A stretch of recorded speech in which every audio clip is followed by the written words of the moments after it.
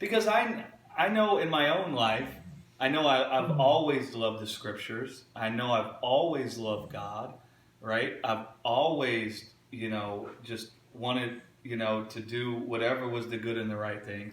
And God, I've always wanted that. And I know in my own life, even if I had been in grace for some time, if I would have been sitting in that audience and heard what I said, like 10 or 11 years ago, I could almost hear my own thinking. What about? Sure. Right? From an honest place, not from a combative or rebellious place. Right. Just because, listen, I have some understanding already, and this is what I understand, and this sounds different, and how does this jive? What's going on? And so it's like you can hear all the thoughts that are going to come up, which is what the Spirit will do. Sure. The Spirit discerns hearts. How does it discern hearts? It brings up what is in people's hearts. And so the actual preaching of the Spirit will lay bare what is actually in people's hearts. Mm-hmm. And then it will begin discerning it. Yeah. Foop, foop, carnal, spirit, carnal, spirit, mind of Christ, mind of Adam, mind of Christ, mind of Adam, death, life, right? And so it's like you can feel the Spirit going to expose, it's going to reveal what's in people's hearts. All the different questions, all the different thoughts they've had. And now it's like you got to get it, the Spirit's got to get in there and discern it. Sure. And so it's a hard saying, some of the stuff that I said, right? Yeah, not for you guys, because we've been talking about this for years, and we've gotten into it in great detail and have answered the questions. And we've sought God, right? In the midst of all of it. Yes. Right. To hear a bunch of different people. Not just me, everybody in the church. We got a church full of people who seek God. Right? And I guarantee you, if what we were busy with was in the spirit of faith, one of us would have gotten a word, right? And we would have met. And since we're sincere, we would have seen, right? And so I know it's a hard saying. And so my heart was just to be able to answer as many of the questions as I could, and then just commit it in God's hands. That's good. Because I tell you, this will change your life when you start seeing faith this way. Yes. When you start seeing the gospel this way, it will resonate with people that they're rejected of God, and that they can become the accepted. Yes.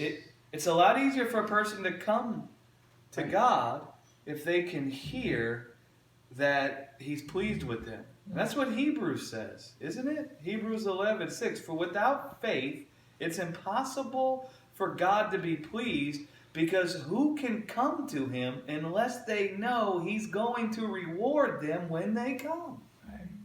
So Hebrews is basically saying, you can't come to God unless you hear you're acceptable to Him. That's the only way you come into God. So if we start off our gospel message with how you're the rejected of God, you're not His children, but you can become, listen, man, that makes the thing complicated. Yeah. Can the Spirit still do something? Yes. But rather, now that we see the truth, let us use great plainness of speech and speak about the hope that we have from the Lord. And that plainness of speech is that God's come and called everybody His children, and that He's taken it upon Himself to bring forth light and life in them. Right? And to all those who will receive the truth, see that Jesus is the only truth about their life, and grab a hold of it as if it's a precious treasure, this truth, they will receive strength to appear as the sons and daughters of God. Not because they're born of blood, not by the strength of the flesh, not by the will of man, but by God and His grace. Yes. You know, it says flesh and blood can't inherit the kingdom of God. Right? Yeah. It doesn't say flesh and bone can't. It says flesh and blood can't inherit the kingdom of God. It doesn't say flesh and bone can't. Right? Yeah. And so there's a whole kind of a thing going on there. Flesh and blood, when He said not those who are born of blood. Right. Life is the life of what is in the blood? The flesh. Yes. Right. Not the life of God. Right. The life of the flesh is in the blood. Listen, guys, when Adam saw Eve, he said, this is flesh of my flesh, bone of my bone. He didn't say this is flesh of my flesh and blood of my blood. Oh my goodness. Blood is a result of the fall and death entering in. That's why all of the, when you crucify a guy, all of the blood is bled out of a guy. Yes. He's left with no blood. When Jesus stood in front of them and He said, touch me, I'm not a spirit.